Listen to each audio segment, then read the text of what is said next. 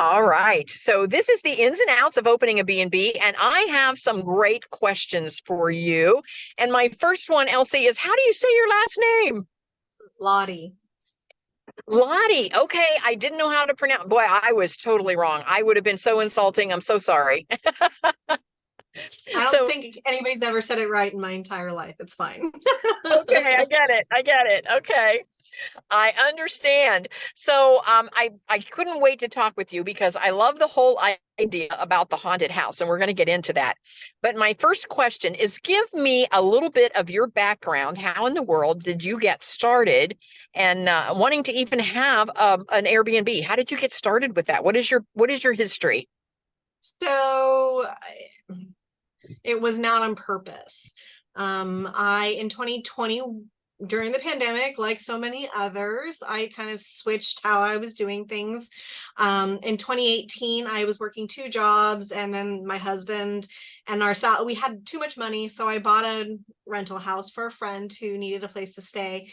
And in the early 2021, she told me that she actually bought her own house. So then I had to decide what to do with that house. It was just a small two-bedroom, one bath, but now I only have one job and I can't really afford to pay the whole mortgage with all of the you know having to worry about people paying their rent and not having to pay their rents and everything going on. I just decided, well, maybe I need to do something different. And so I decided I would sell the house and basically go into boarding houses. So Okay. that's what I did. And that's what brings me to this 1878 7-bedroom, two bath house.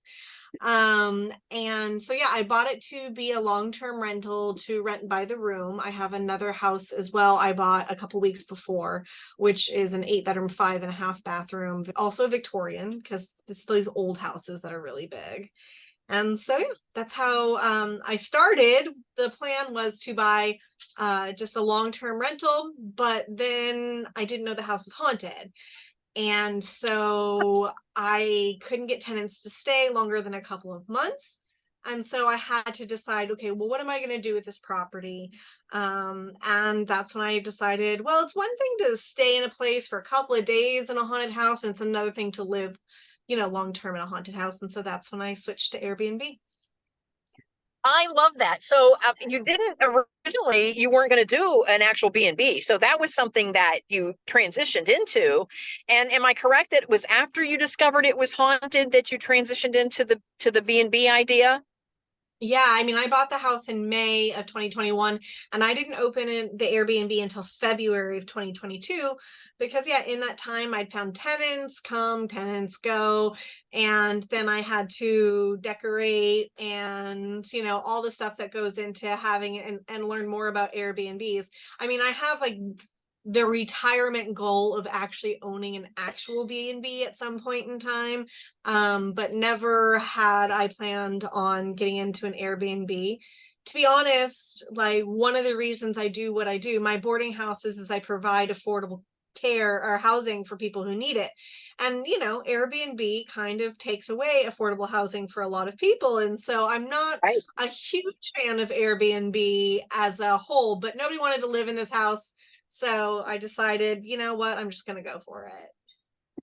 And as you know, if you've done any zoning or anything currently, you know that the actual approval for a boarding house, short-term rental, an actual B&B, an Airbnb, they're all in the same zoning pocket. So you could very easily switch from Airbnb over to a full-fledged bed and breakfast if you wanted to. Am I correct?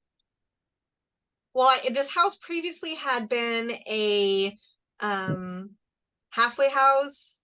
So it's been a Okay. drug rehab facility. It actually was a commercial property until the 90s when one of the owners changed it into residential. So it had a special use already on it. And so I got kind of lucky because now the requirements for special use permits require you have sprinklers.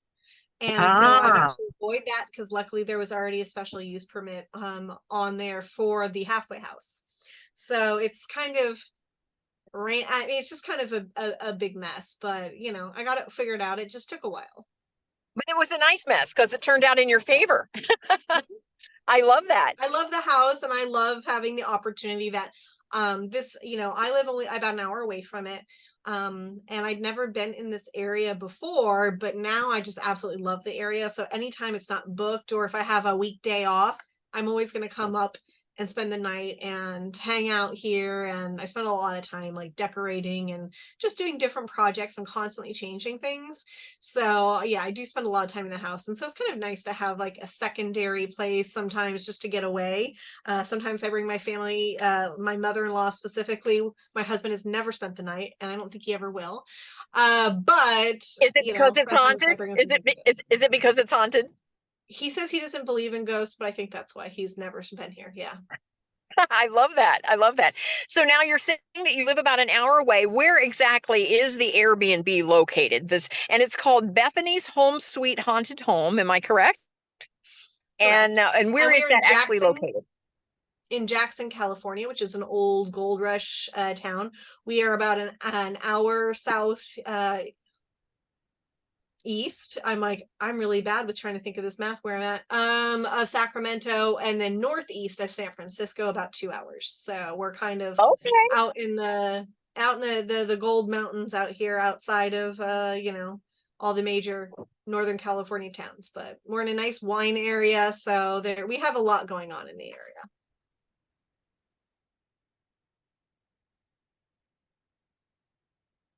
We love that to come out that direction, but I've only been a couple of times. So we're traveling more and more these days as I'm moving into retirement. So maybe we'll actually get to stay. And I do love haunted houses. Now, tell me a little bit about this property. First of all, when you purchased it, you did not know it was haunted. That wasn't going to be your plan. Then you've eventually turned it into the Airbnb once you realized it was haunted. How did you know it was haunted? Well, give us a couple of examples.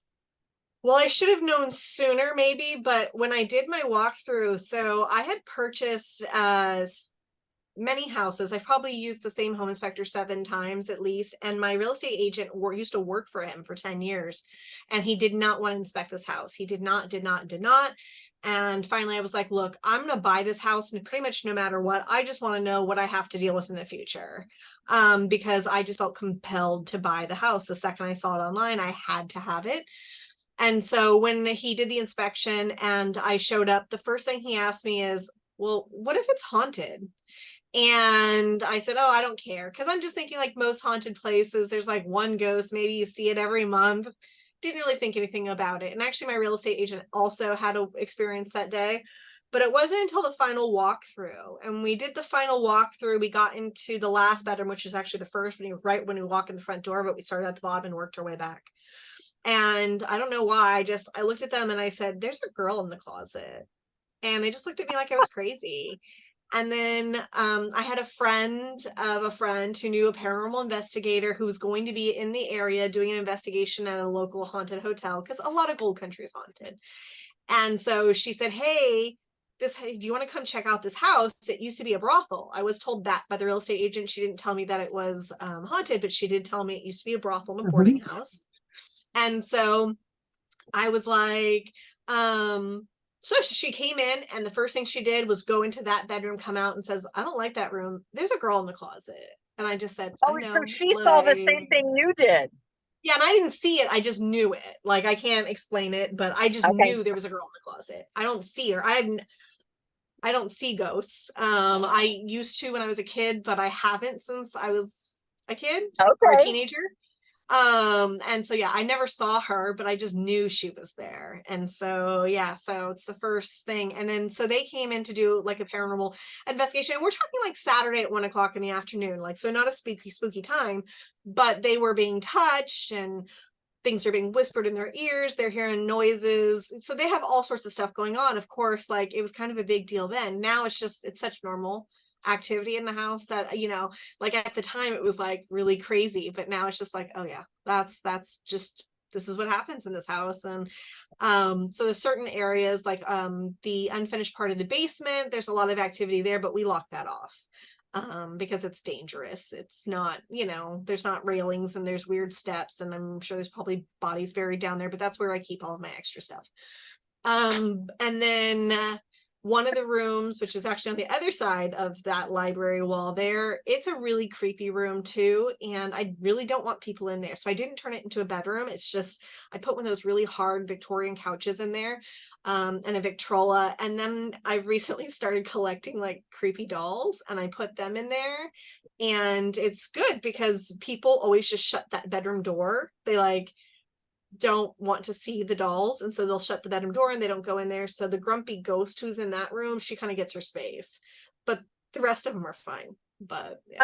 I love it. I love it. A little bit of housekeeping, and I'm going to mention right now. So far, Elsie, you and I are the only two that are on the panel. So for any reason I would get bumped off, I will immediately come back on, but you'll have to let me in from the waiting room. Okay. And I'll just mention that because I normally have a co-host that I don't have this evening, and so it's just me and you tonight. So, Yeah. so I appreciate you. Anyway, so now that you're getting some mileage, I guess, so to speak. My question is, how do you advertise this particular Airbnb? Do you advertise that it's haunted? And if so, do you get some guests that are coming just because it's haunted? Yes and yes.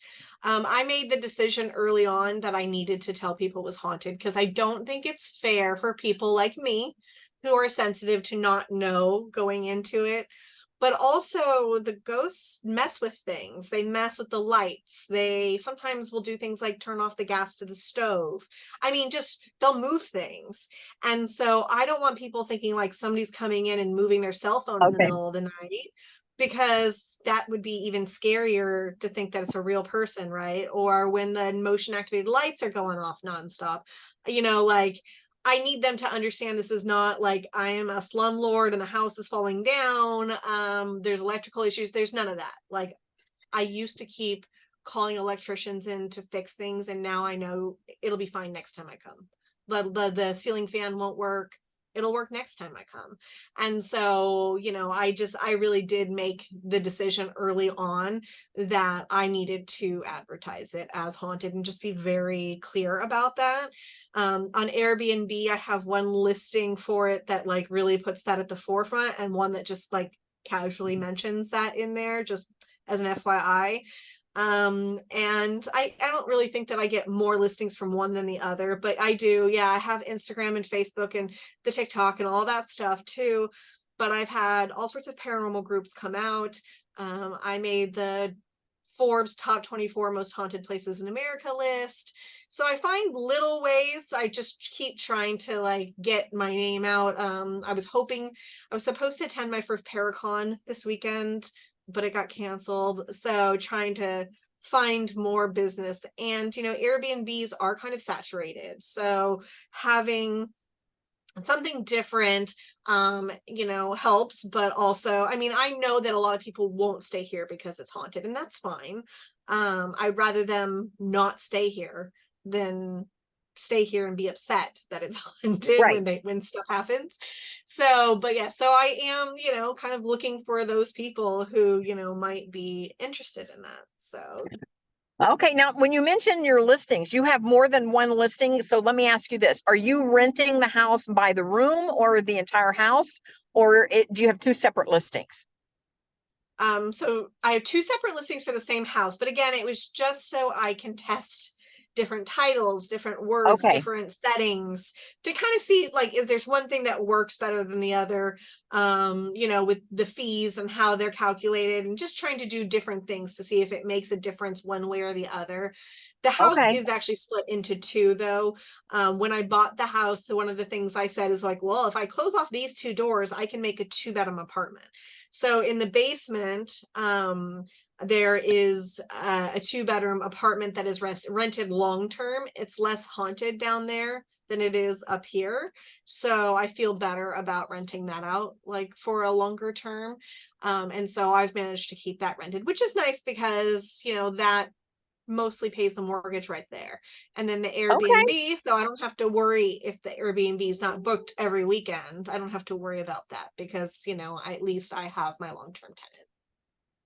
Okay. Tell us a little bit about how you tell us a little bit about how you actually do your like channel manager. How do you keep track with two listings? How do you keep track which one is actually getting booked? So I use Guesty as a channel manager, and I've had a lot of luck with it. So you can do two different accounts with them, and so they're just the same listing but two different accounts. So I have some other properties where I will Airbnb like a room in a house, and I just manage that separately. It's less complicated than this, anyways, because those are Okay. long-term tenants. I just post up for long-term tenants in between having or 30-day medium term tenants. Hmm. So that's how I found that Guesty just works. I've kind of gotten used to it at this point in time, so I don't see me switching. Yeah, I use cloud beds. It's very similar to Guesty. It has a lot of the same features. So I'm using a channel manager called Cloud Beds, and so I get it. It's so handy that once you use it and it works for you, it's easy, and there's no reason to really keep looking to switch because it does take some time to upload everything into the program.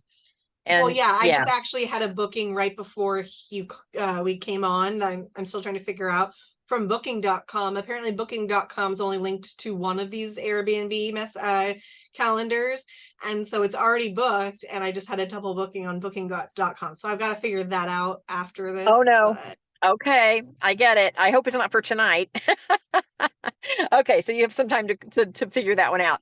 So tell me a little bit, describe a check-in. How does it, for those that are on the call, we have a lot of newbies that are tuning in and they all want to know how do you handle the check-in process? Because you say you live about an hour away, so you're not running over there meeting them, I wouldn't think. So describe what a check-in looks like for you.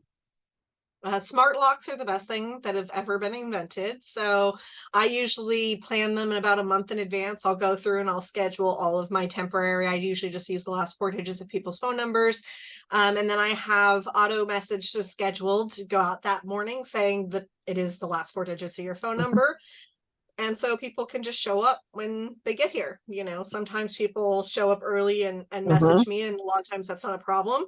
But yeah, I handle, although it's an antique house, I have a lot of modern amenities in it, like smart locks. So, and we're lucky because I am right down the block from the police and the fire station. So we're kind of on the grid that never goes out of electricity. So that has not been a problem, although I do have a lockbox on property just in case too.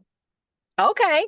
Now, do you leave anything in the kitchen, like anything for breakfast? Do you leave anything for them in addition, or do you leave coffee? What does that look like for your guests? Because every Airbnb is different. We've been in some that there's not a crumb in the house, and then we've been in some where the folks that stay there before, they actually leave the leftovers if there's still some usable life in them. Like they'll leave some of the spices left over, and they'll just leave them in the cupboard. And then, of course, there are those that do an entirely new gift basket with, breakfast goodies and all that sort of thing. So, what does your breakfast look like? I'm just gonna change all the pictures. This is my coffee bar. I have lots of Okay. coffee. So yeah, so I am, well, I don't, how do I say it? I'm like, well, I don't leave breakfast, but I do actually have uh homogenized milk, like the UHT milk in the cabinets. I have cereal. I've got muffin mix. I have a lot of food actually in the cabinets. I'm the person with the basket full of snacks. Part of that is because it's a small town and it closes down early. So, like, you don't think you can show up at 9 p.m. on a Saturday and you're going to be able to go out and find dinner. You're not going to. And I'm grumpy when I'm hungry. So, I don't want other people to show up and be grumpy. So, yeah, I always have snacks available for them, but I don't, yeah, have like a full, I don't have eggs, I don't have milk, but yeah, I have more coffee. But I'm one of those people who has like tampons and maxi pads and Pepto-Bismol, spray deodorant, dry shampoo, and everything else you could really need in the house. I have it just because Okay. for me, again, this is a house that I spend a lot of time in, and so I want to just show up and bring my clothes and not really have to worry about too much else. I think if more hosts spent more time in their houses, they would probably have more amenities. I'm just saying. I don't Yes, drink exactly. coffee, but I know that's important to other people. So I have, yeah, coffee and sugar substitute and honey straws, and I have it all, everything. Like, All the so good stuff. that's something that's pretty, it's mentioned a lot in the reviews is about how many amenities I have, and it's just such a little thing. I don't really understand why it's worth it to people to give 2 rolls of toilet paper and tell people that they need to go shopping for more. It doesn't make sense to me from a business standpoint Right. to anger somebody over something that simple and that cheap. So I kind of go out of the way and provide all the stuff. And I haven't had any problems with anybody stealing all of the coffee or the tea or any of the stuff that I leave. I've never had that problem. So No, I agree with you. I do the same thing. We try to provide everything to make it as comfortable as possible for the guest. When you first got started, you had to, of course, furnish the house. And I'm assuming it didn't come with any furniture when you bought it. So you had to furnish the house. Do you have a go-to place that you like to purchase your furniture? And what about all the linens? Where do you get those? And how often do you infuse new linens into the turn process? So furniture, I love shopping. I'm a maximalist, if it's not obvious by what you're looking at here, right? And most of my houses, the furniture is kind of thematic and time period appropriate. So Okay. you can see that like my chairs and my stuff, they're all Yep. antiques. So between Facebook Marketplace, a website called Maxsold, there's also a local furniture warehouse or auction house that we have. So I check them out. Goodwill, I love Goodwill. And so I don't buy mattresses. I don't buy anything that can't be cleaned. Okay. And so I bought a lot of like old antique bed frames and then attach them to modern or headboards, footboards, attach them to modern bed frames so that way I could buy modern mattresses. So that's it took a lot of time. So that 6 months or I guess it was like 4 months I spent between the tenants moving out and me deciding to make it an Airbnb. It was Mm. because it's a slow process when you buy all of these. Like that fireplace didn't come with the house. I paid it $25 for it at Goodwill. Um, Okay. I love and that. so yeah, it was a lot of shopping, but I love it so much. And so I'm really attached to a lot of the stuff. But yeah, it's all like been hand picked out for different things, and so yeah, it took me a while. As for linens, most of my linens I get my sheets just from Amazon because I Okay. buy each bed has 2 sets of waterproof mattress pads on top of the encasement. And then all the pillows have encasements too. So when I was just there, I was just stripping all of those off and bleaching all of those on top under the sheets. And then the sheets are just as needed and I change for themes. Like right now, I Okay. just had the professional pictures taken yesterday. I'm totally decorated for Halloween currently. And so, with that comes new pillows and new different things. So I kind of switch as needed. I do have at least 2, sometimes 3 sets. I have like a summer comforter, I have a winter comforter, I have, different sets of things, but kind of just like, oh, I'm tired of this. And also I found this really great sale. Black Friday sales, I tend to stock up on towels from like Kohl's. They have some really nice Yep. Kohl's towels at Kohl's. So I stock up on them and just have so many extra sets and I have them if I need them. But I feel like I've been pretty lucky that the guests have really treated my house well. I think that I put a lot of love into it, and that also means the people who are staying there tend to be people who also put a lot of love into it. So, I do have some construction workers who come in and obviously must get into the bed with dirty boots, and so I replace a pair of white sheets that week. That's fine. It needs to be done anyways. Although I don't tend to use white anything. So most of my sheets are darker colors or neutral colors. My towels are gray.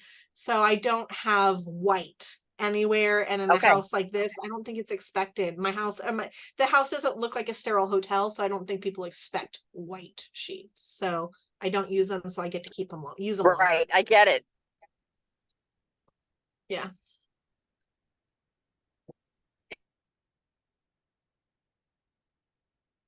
Can somebody put in the chat, is it me or is it Elsie that's freezing up? Can somebody tell us in the chat? I think it was you. You slowed down.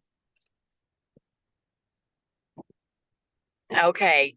Okay. Now I'm back. You're back. I was afraid. I'm in the car and we're moving. So I didn't Yeah. want to get bumped off. But if I do get bumped off, I'll come back on. But Elsie will have to tap me back up as a panelist again. Elsie, tell me who does the cleaning for this house since it's an hour away from you. Yeah, I found a woman who's local. She's retired and she loves the house as much as I do. So that's really great. She kind of gets offended sometimes when people leave it messy or whatever because she likes the house so much. The house actually, and I think this just has to do with it being haunted more than anything, but it does have a way of drawing people into it. I think that's one of the reasons why it is haunted. People don't want to leave it. And so she literally drives by every single day, and just like peers in on it. Luckily, we're really close to the post office, so she has a reason to. But yeah, so she helps keep an eye on it, and she's really like emotionally attached to the house as well, which is amazing. So I love that. That is so cool that somebody loves it as much as you do. So I can really appreciate that. How do you handle your problem guests? Do you have to handle those when they come in? Because you're the one monitoring the bookings and that sort of thing. So if somebody is having an issue, how do you handle that? depends on the issues. I'm really lucky to have a haunted house because my ghosts mess with people who annoy me. It's the best thing that has ever happened. So, for example, on Christmas Day this year, I had somebody show up, and he showed up 2 hours early, and he didn't tell me until he got there that he was there, and I was in the middle of preparing turkey. So I had to stop and like sterilize my hands so I could use the phone so I could change the locks when obviously he knew he was going to be there 2 hours early when he left his house 2 hours before that, but he waited till he got there. So he just kind of annoyed me, but I just, like put on a smile and fixed the locks for him. But that night his kids were really sick. And so he decided to leave early and he couldn't find his car keys anywhere. And this guy ended up having to pay $600 and have a locksmith come all the way from Sacramento, so an hour away, to get him some new car keys. I offered to come up and help look for him because I knew who did it. And he said no. And so after he left, I came up and they told me right away where they were. I was heading back to the bathrooms all the way at the end of that hallway here, all the way at the back of the house. And there's a bedroom right on the side of that mirror wall, which I sleep in when I'm there. And so again, it was just completely decorated for Christmas. And on the dresser, there was a snowman stuffy. And then across of its lap was like an Elsa light up wand, and it was turned on. So I went in there to turn it off, and I saw the keys behind the snowman.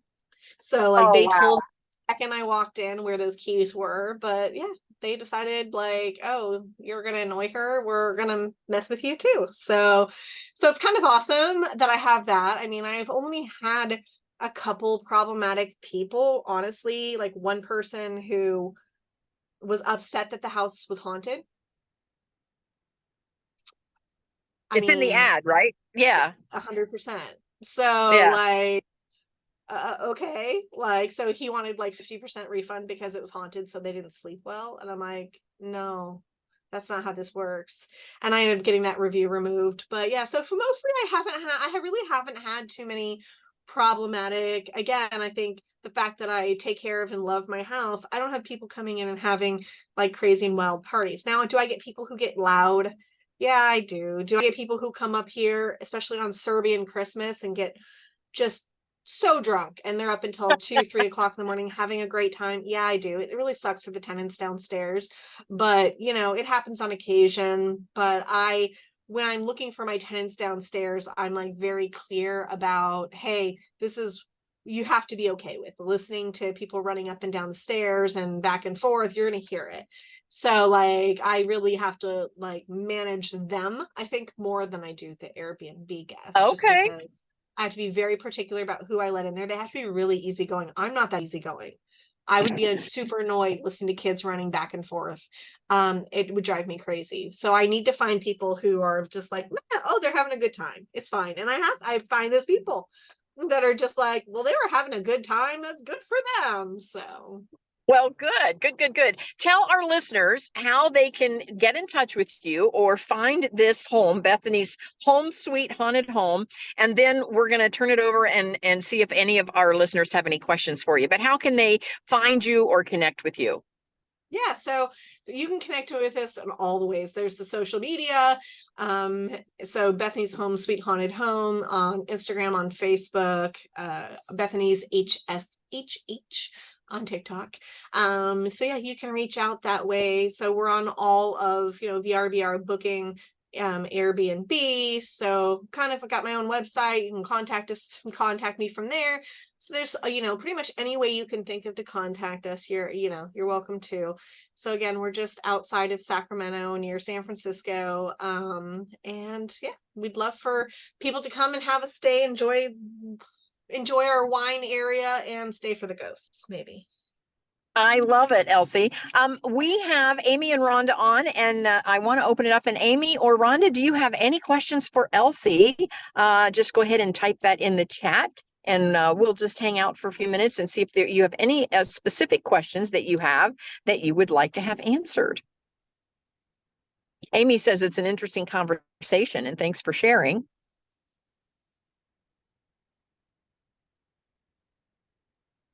Sometimes it takes a minute to type that out, so we'll see if they have any questions.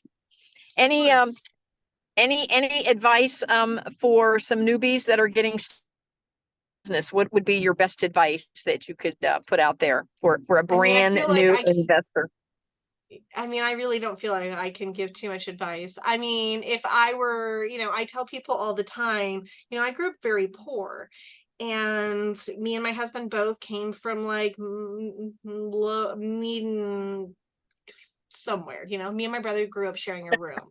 Like we didn't grow up with money, but I bought a house, and then I used that house to buy another house, and then I used that house to buy another house. And people right now think, oh, the interest rates are so awful. That's what the interest rates were when I bought my first house in 2008. And that house is now worth like $300,000 more in 15 years, so it's like, just do what you can to buy that house. But also, we are not spenders, we are savers by nature. I'm actually trying to talk my husband into like retiring and moving to like someplace way cheaper, like Ohio or Pennsylvania. I'm in Because I can own a Ohio, by the raccoon way. in Huh?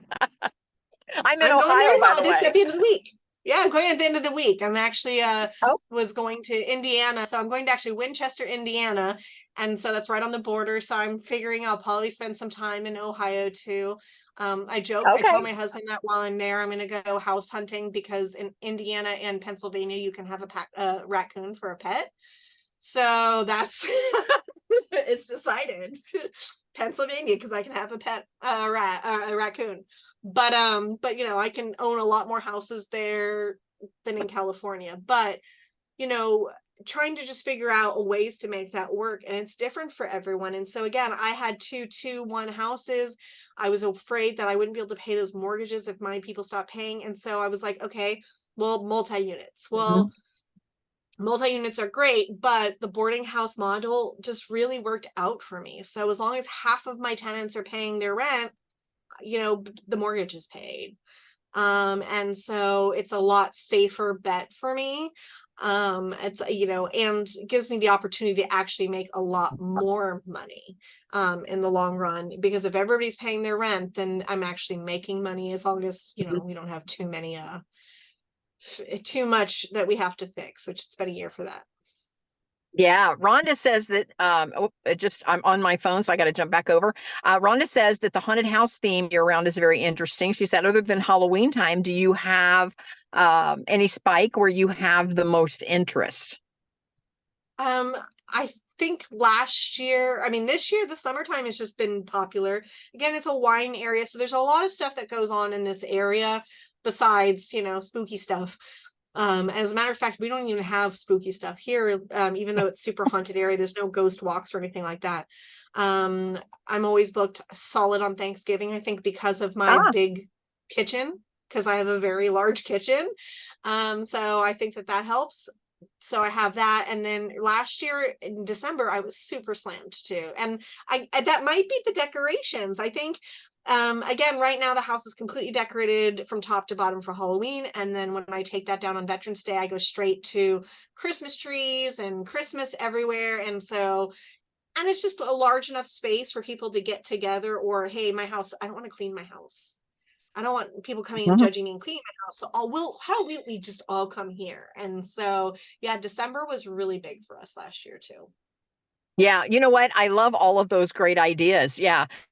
Amy wants to know, do you charge more since the house is haunted, or do you have any kind of ghost tours or anything that you do there at the house? And she wants to know, are your ghosts nice to the guest? Other than the guy, of course, who had to pay to get his Yeah. keys. Listen, if you're making a mess in the house, or making too much noise or annoying me, they will do things. They will mess with you. But again, it's not like super vicious stuff. But again, it'll be like, move your stuff. Move your cell phone in the middle of the night, or your glasses will disappear, or stuff like that usually. So it's not like really, Mhm. really scary stuff. So I have a good relationship with them. As go back to the first questions about ghost tours and stuff like that, I actually haven't really started too much of that yet. We have paranormal investigators who've come in big paranormal groups, and for Okay. them, I don't charge any extra. I'm curious. I want more information about my spirits and who they all are. Right now, I know of Okay. about 12, but I know there's more. So the more information I get, I love it. So for me, it's worth it to me, and then I'll let them in the basement. Otherwise, I lock it up. But I actually have a basket full of like different paranormal equipment that I leave on the shelf in the library here, for people to use anytime they want. Just because you might as well. I kind of feel like the ghosts probably like it. I feel like it's like watching cable television. They get a new channel every week, with new guests coming in. So I feel like they have to enjoy that instead of being the same annoying kids all the time. So yeah, so I think that they enjoy it and I enjoy it, and because I take care of the house, they appreciate me. So I think we have a good relationship. Like I don't think that they're gonna really be harmful or mean to guests, because I won't be okay with that. And so I think Okay. that that's also helps too. Because I've talked to previous tenants who own the house before me, and they all said the same things. They all had the same activity that went on, but their activity was actually probably a little bit more severe than mine. And I think it's just a matter of, because I show them respect. Like in the basement, I have shelves up, and I have basically like an altar. I buy them gifts, bottles of booze and cigarettes and jewelry for the women, and there's Bibles, and there's all sorts of stuff down there that I buy for them. So I think that they like me. And so yeah, so I think it works out just fine. But I am starting some Ghoul Friends weekends, because I recently actually posted the house on Marketplace for rent, like as a Okay. item for sale, and I got people sharing and commenting and like crazy, which so I was like, great, well, here's probably a good way for me to get my name out here. But a lot of times people will tag somebody else, and the other person's like, no way, I'm not doing it, I'm not staying in a haunted house. Fair. But I just think there's a lot of people out, the women especially, who are out there who would love to come here but don't want to do it alone and can't find people to come with them. So I started, yeah. So we have our first ghoul friend weekends, and so with that, it's just like a flat fee for the room, so you can fit two people in a room and split it. And we're gonna go out to dinner. I'll do tours. We can paranormal investigate, but we have an environment where there's a bunch of us women who are interested in this, who maybe can't get other people to do it with us. And so I've booked out my first one already. So I just put it up as an idea and immediately pretty much had it booked. So yeah. That's a great idea. That's a great idea. Hey, we have one last question from Amy. She wants to know, how do you set up your wine area? She is thinking about setting one up as well. So I just mean that we are in an area that produces a lot of wine. Everyone thinks of wine in California, they think of Napa. Napa is overrated, not that pretty in my opinion. But we in Amador County, we have a lot of wine. Now I do have wine corks. I do have a gajillion wine glasses. Um, I stopped buying sets because people kept breaking one And so now I just go to Goodwill and I buy random mixtures, Uh, and I have like a bunch that say funny things. And I have right now all my Halloween ones because there's a shocking amount of those up. But yes, I have all sorts of those. And just, I don't leave wine just because I don't really know who's going to be staying there. And that's something that they will appreciate. So I don't actually leave wine in there. But I also have one of those containers where you can like leave your corks, just because I also was kind of curious to what wineries or what kind of wine people are drinking as far as, for advertising purposes in the future. And I also, in my book, I provide the names of probably 30 of the local wineries, because again, we Okay. have a lot. Yeah, so we have a lot. And we have a Amador, wine driver. She'll pick you up in your car and drive you to all the wineries you want to go to. And so I know that is, I would say, probably 25% of my guests come here because they're in the area doing wine tours. And so, that's something I definitely cater towards just because of that, even though I don't personally like the wine. I'm not a real wine drinker, and it's all red wine. I'm not a red wine drinker, but we're really big up here with our Zens and our Barberas. And I've been to the winery, so I know what it is, so I can tell other people, but I'm not a big wine drinker. But, again, I'm not a coffee drinker either, because this is me without coffee. Um, but I know how important it is, so I try to just have all the stuff just in case. Well, Amy says thanks for the tips, and she likes the idea of the mismatched glasses. That's a great idea. That way you don't have to worry about if something gets broken. Well, Elsie, and I thank you just think so that the much. more, oh yeah, I just think that the more opportunity for you to like, oh, look at this funny glass, let me take a picture and post it online, the more likely to share. So the more pretty spaces I can make where people want to take selfies and post pictures, then the more free business I'm getting, right? So in any Absolutely. way, and that can be in a wine glass. I love it. Elsie, thank you so much. I appreciate you being on this evening. This has been so much fun. I love learning more about you and about the Bethany's Home Sweet Haunted Home. I love that. I will post not only the link for this video, but you are also going to be on a podcast on Audio Boom. I'm going to send off to you all of the links so that you can use them. If there's anything you can use in any of your advertising, feel free to Yeah, do that. happy to share it. And so anyone that's listening, if you want to learn more, you can just go to kathybenner.com and just scroll down the homepage and go to the ins and outs of opening a B&B, a guest house, an Airbnb, a VRBO, and we even talk some months we talk about midterm rentals. So it's all things short-term and midterm rentals. And so please join us again in the future. And thank you so much for being with us, Elsie. Well, thank you for having me. I enjoyed our conversation. Yes. And Amy says thanks to both of us. And I will actually get everything posted probably tomorrow morning in the kathybenner.com website if anybody wants to go there and listen to the replays. But Elsie, I'll send all the links out to you. I appreciate it. All right. Thank you so much. And we'll talk to Thank everybody you. next month. All right. Bye. Bye, everyone.